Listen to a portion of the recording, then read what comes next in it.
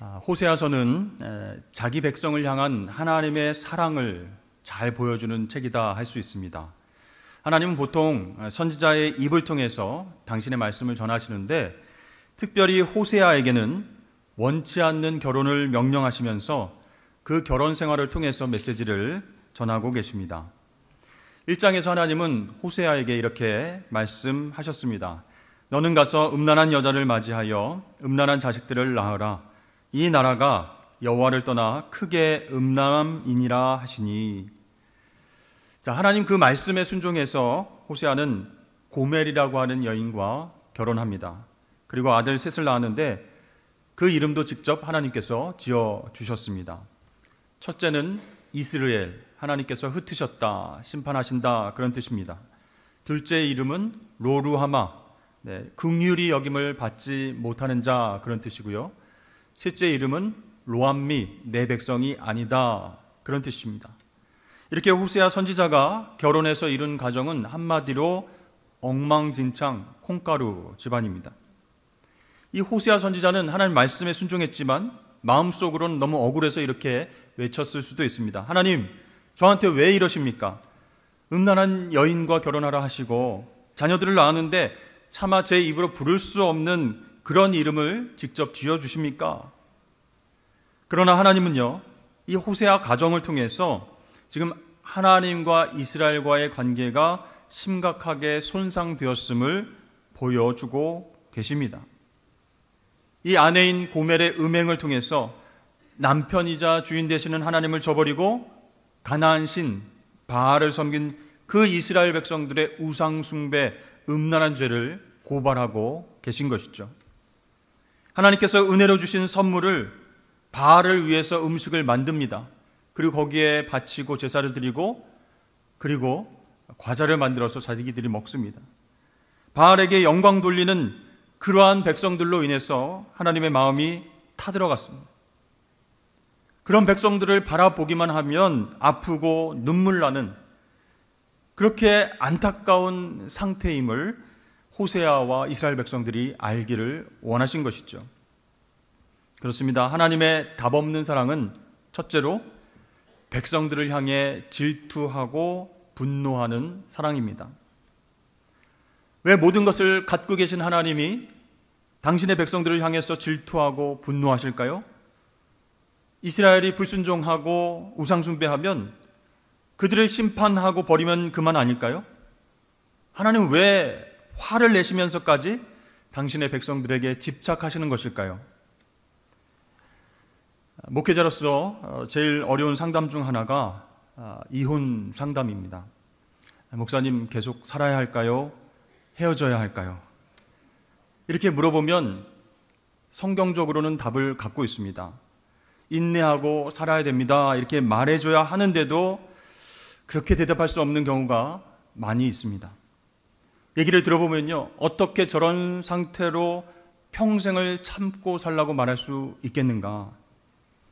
얼마나 힘들었으면, 얼마나 고통스러웠으면 변호사에게 가지 않고 목회자인 나에게 찾아왔을까? 그런 생각이 들기도 합니다. 창세기 2장을 보면 하나님께서 아담에게 하와를 만들어주신 이유가 이렇게 나와 있습니다. 사람이 혼자 사는 것이 좋지 아니하니, 즉 한 사람으로는 온전하지 못하기 때문에 배우자를 주신 거예요. 돕는 배필을 주신 거예요. 그러나 현실적으로 결혼이 모든 사람들에게 온전함을 가져다 주지는 않습니다. 이 모든 사람에게 결혼 제도가 최선의 삶을 보장해 주지는 않는다는 것이죠. 왜 그럴까요? 둘 다 온전하지 못한 상태이기 때문입니다. 그래서 결혼하고 그 이후에도 부부싸움을 종종 합니다. 때로는 속상해하고 때로는 화를 냅니다. 그러나 서로 사랑하는 부부는 그 과정 속에서 의지적으로 서로를 이해하려고 노력하고 인내한다는 거예요. 근데 사랑이 떠난 부부는요, 서로에게 관심도 두지 않습니다. 화도 내지 않습니다. 감정을 소비하는 것조차 싫기 때문이죠. 계속 헤어질 생각만 하게 되는 것입니다. 자, 하나님은 바알에게 마음을 빼앗긴 그 이스라엘 백성들을 향해서 분노하셨지만 그들을 사랑하셨습니다. 내가 너희를 심판하겠다. 다시는 긍휼을 얻지 못할 것이다. 이렇게 말씀하셨지만 그 이후에 회복에 대한 약속도 해 주셨습니다. 그러니까 무엇 때문에 사랑하는 것이 아니라 그럼에도 불구하고 사랑하니까 하나님은 질투하시고 분노하신 것이죠. 그렇습니다. 이 하나님의 분노는요, 심판이 목적이 아니라 사랑의 회복이 목적이었던 것입니다. 사랑하는 성도 여러분, 답이 없는 현실 속에서 하나님의 사랑을 배워나가실 수 있기를 축복합니다. 우리가 정말 원치 않는 문제들로 인해서 고통받을 때가 있습니다. 그때 하나님의 사랑으로 그 현실을, 그 문제를 끼워앉는 연습을 해보십시오. 매일 울고 불고 분통을 터뜨리는 일들이 생길 때마다 하나님이 우리를 향해서 질투하시고 화를 내신 것을 한번 생각해 보십시오. 그리고 내가 그 사람을 아직 사랑하고 있구나.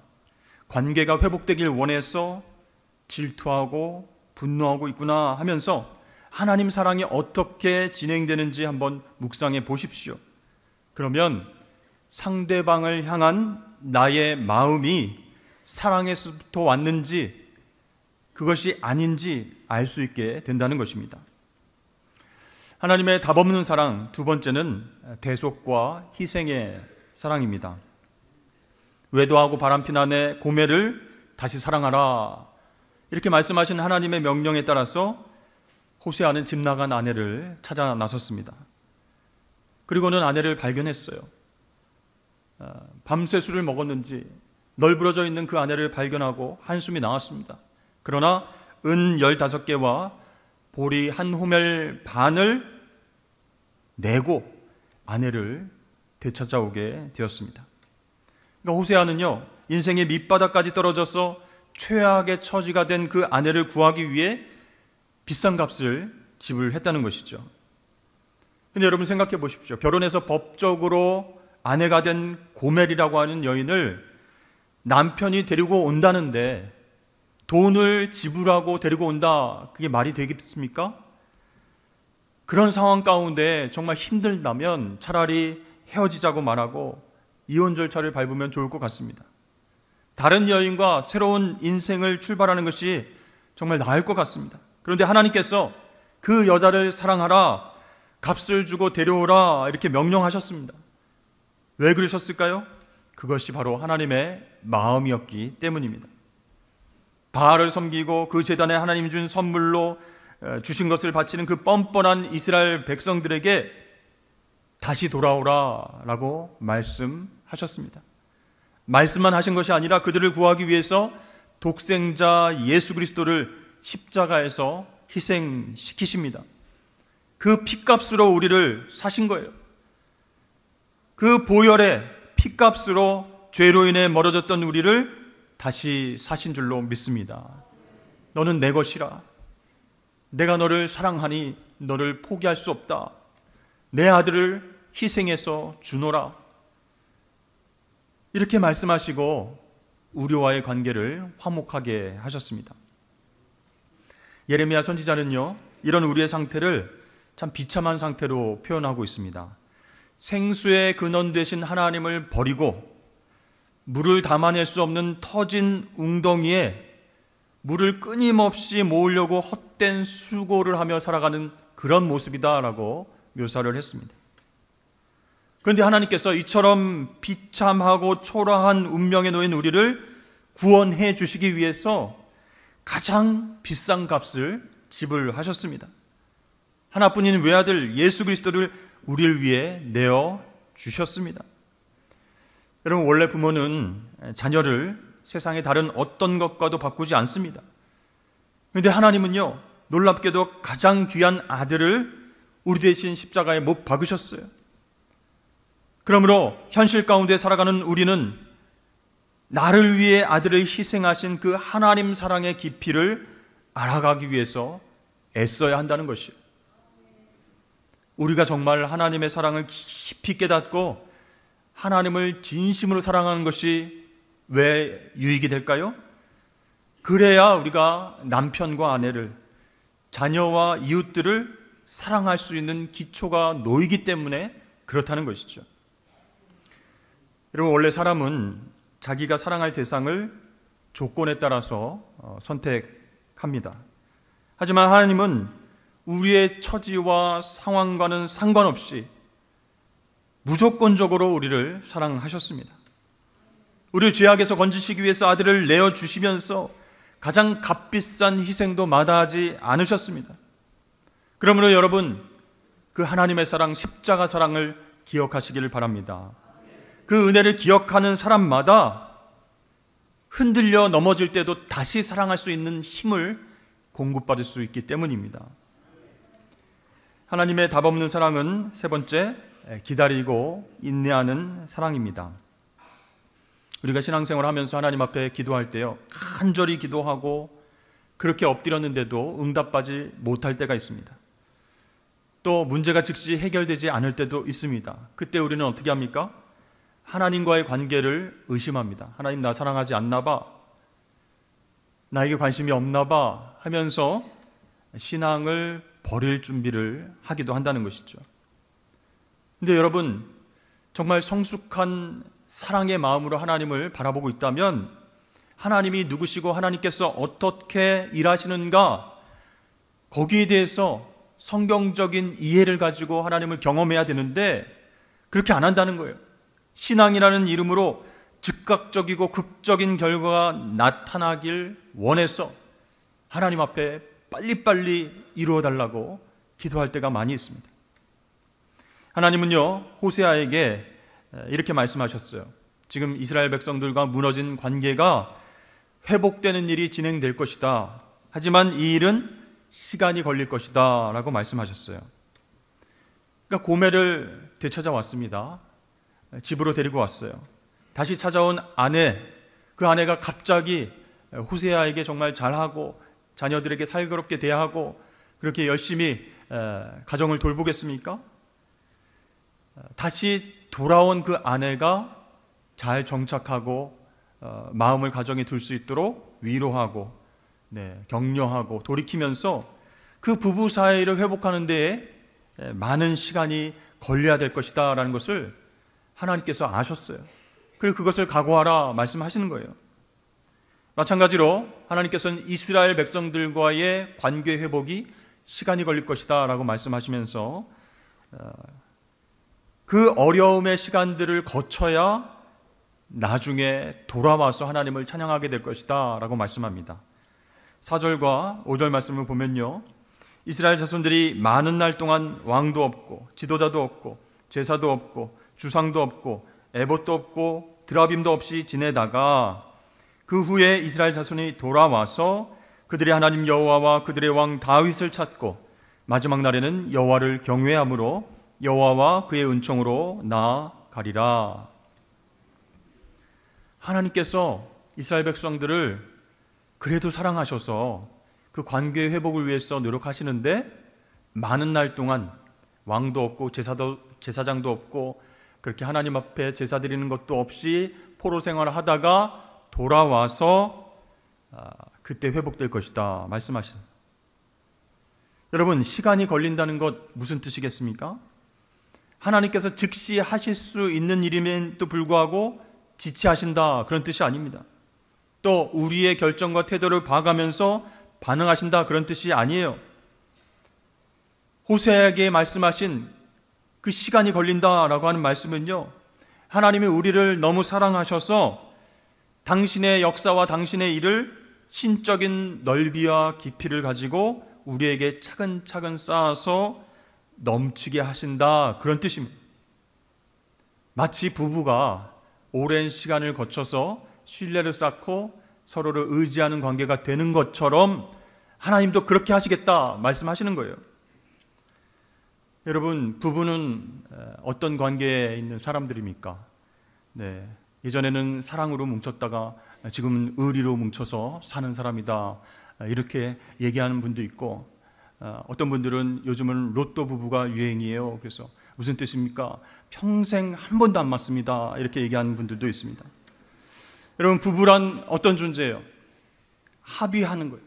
서로 존중하고 노력해서 서로의 다름을 인정하고 그 차이를 좁히기 위해서 많은 시간이 필요한 그런 존재입니다. 근데 여기서 많은 시간이란 기간만을 의미하는 것이 아니죠.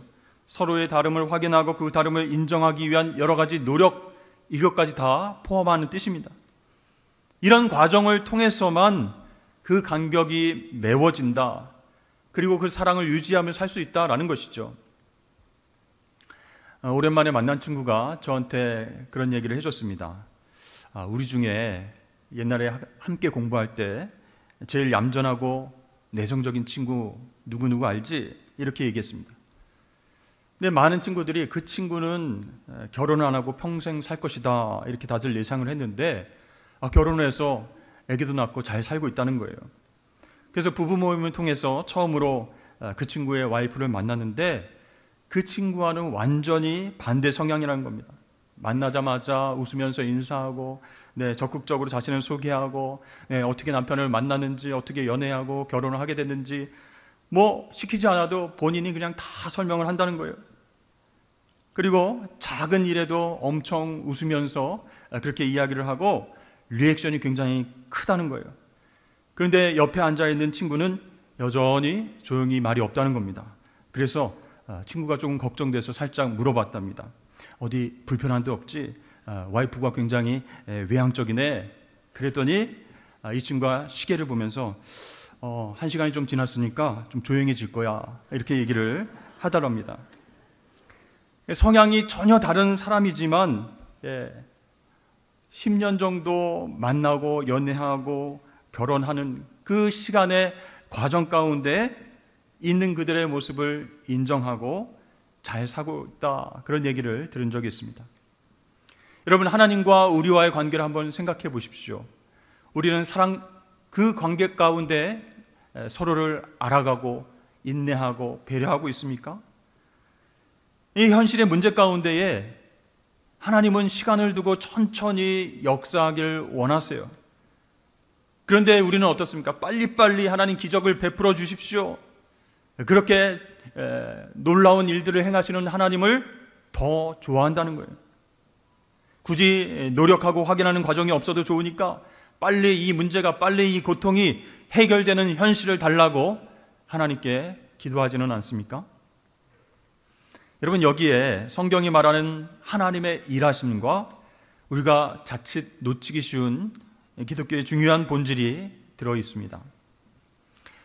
출애굽기 3장을 보면 하나님께서 이스라엘 백성들을 구해내시기 위해서 모세를 부르시고 그에게 사명을 주시는 그런 장면이 나오죠. 하나님께서 떨기나무 가운데 불꽃처럼 임하셨습니다. 모세가 호기심을 가지고 다가갔는데 하나님께서 이리로 가까이 오지 말라, 내가 선 곳은 거룩한 곳이니라, 내 신을 벗으라 라고 말씀하셨어요. 그러면서 당신을 소개하십니다. 나는 아브라함의 하나님, 이삭의 하나님, 야곱의 하나님이니라. 너무나 떨리고 두려워서 모세가 얼굴을 가렸는데 하나님께서 이렇게 말씀하시는 거예요. 내가 애굽에 있는 내 백성의 고통을 분명히 보고 그 신음소리를 들었다. 이제 내가 내려가서 그들을 애굽인들의 손에서 건져낼 것이다. 그들을 그 땅에서 인도하여 내어서 젖과 꿀이 흐르는 약속의 땅으로 데려갈 것이다. 그 일을 네가 담당할 것이다. 이렇게 말씀하시는 거예요. 이렇게 모세를 하나님께서 부르시는 장면을 보면요, 하나님께서 이스라엘 백성들의 신음과 고통과 부르짖음에 응답하시는 내용으로 되어 있죠. 근데 여러분 한번 생각해 보십시오. 이 백성들의 부르짖음과 기도에 응답하시는데 걸린 시간이 얼마나 되었을까요? 무려 430년입니다. 요셉이 먼저 애굽의 총리가 되고 야곱과 그의 가족 70여 명이 애굽으로 내려오고 그렇게 이스라엘 백성들이 계속 번성하는 그 기간 430년입니다. 즉 이스라엘 백성들이 애굽의 노예로 살게 된 지 400여 년이 지나서야 하나님께서 그 백성들의 부르짖음, 기도에 응답하시고 그들을 구원하러 오신다라는 거예요. 여러분, 이스라엘 백성들의 애굽에서 얼마나 힘겹게 하나님을 찾았는데 100년도 아니고 200년도 아니고 430년입니다. 엄청 긴 기간이에요. 애굽을 탈출할 때에 놀라운 기적들이 있었죠. 10가지 재앙과 홍해가 쫙 갈라지는 역사, 그리고 광야에 들어가서는 하늘에서부터 내려오는 만나와 메추라기, 그런 기적만 있었던 것이 아니라 400여 년 동안의 노예 생활이 있었다라는 것을 우리가 기억해야 합니다. 그래서 우리가 생각하는 극적인 신앙이란 시간을 단축하고 결과를 확보해서 자기 소원을 이루려고 하는 그런 생각이라는 것이죠. 근데 하나님은 그렇게 일하지 않으시는 거예요. 천천히 시간이 걸리더라도 그 고통과 아픔과 어려움 속에서도 하나님을 찾게 만드시고 하나님의 때가 되어야 일하시는 거예요. 여러분, 요셉의 경우는 어떻습니까?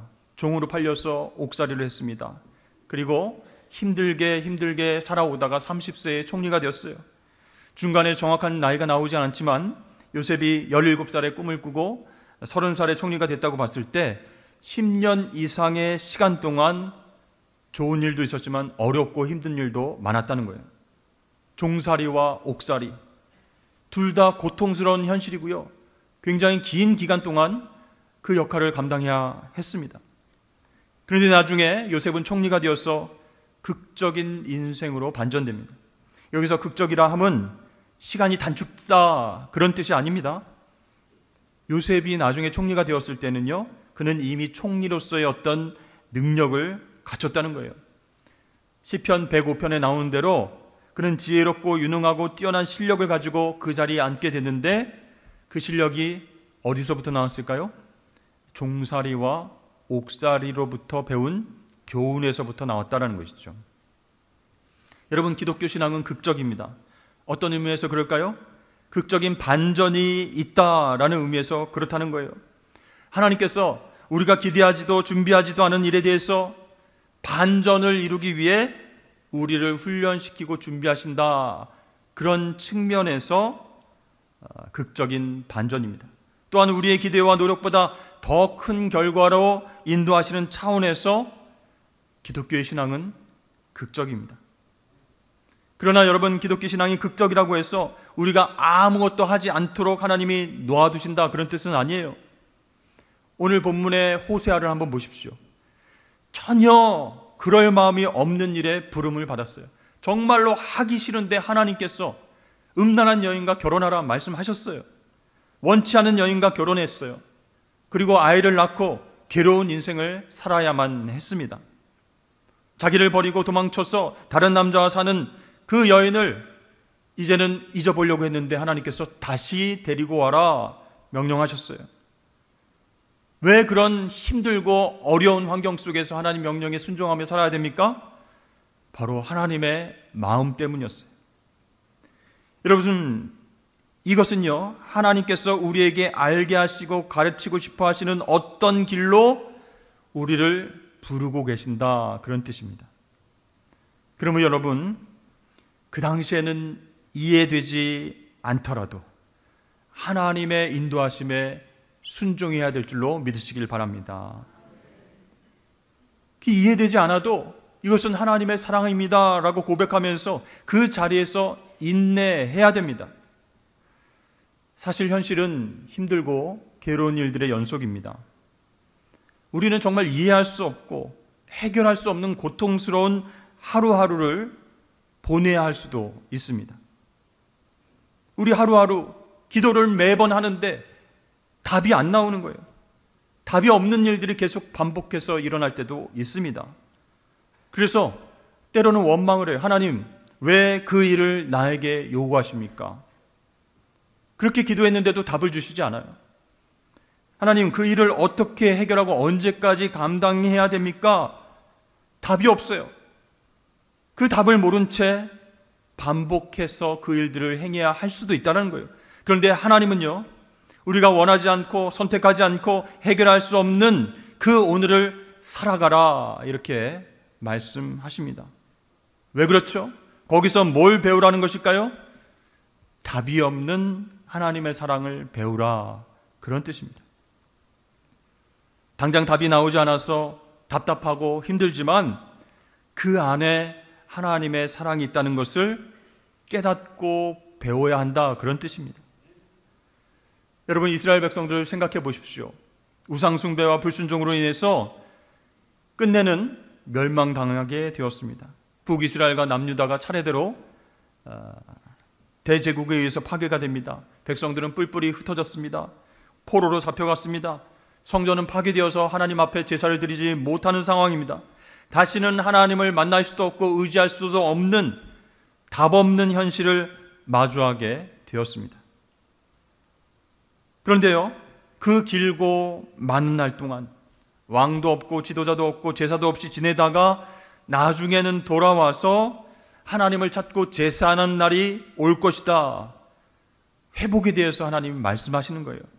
그러니 그 현실을 살아내면서 인내하고 기다리라는 것이죠. 사랑하는 성도 여러분, 답이 없는 현실 속에서 역사하시는 하나님은 어떤 분이신가? 우리에게 끝내 답을 주시는 하나님이신 줄로 믿습니다. 우리 인생 가운데 하나님만이 답인 것을 깨닫게 해주시는 시점이 있는 거예요. 멀리 돌고 돌아서 제자리로 돌아왔을 때 깨달을 수도 있습니다. 또 금방 정신 차리고 깨달을 수도 있습니다. 그러나 변하지 않는 사실은 무엇일까요? 답이 없는 현실 속에서, 아무것도 보이지 않는 현실 속에서 하나님만이 정답이다라는 사실입니다. 여러분, 하나님은 저와 여러분들을 사랑하십니다. 어떻게 사랑하신다고요? 질투하고 분노하시면서까지 사랑하십니다. 독생자를 내어주시는 큰 희생을 감수하시면서까지 사랑하십니다. 많은 시간을 통해서 깨닫길 원하셔서, 성숙하길 원하셔서 인내하고 기다리면서 우리를 사랑하시는 줄로 믿습니다. 여러분, 그 사랑의 하나님만이 내 인생의 답인 것을 믿으시고 매일매일 그 하나님의 사랑을 추구하시길 주의 이름으로 축복합니다.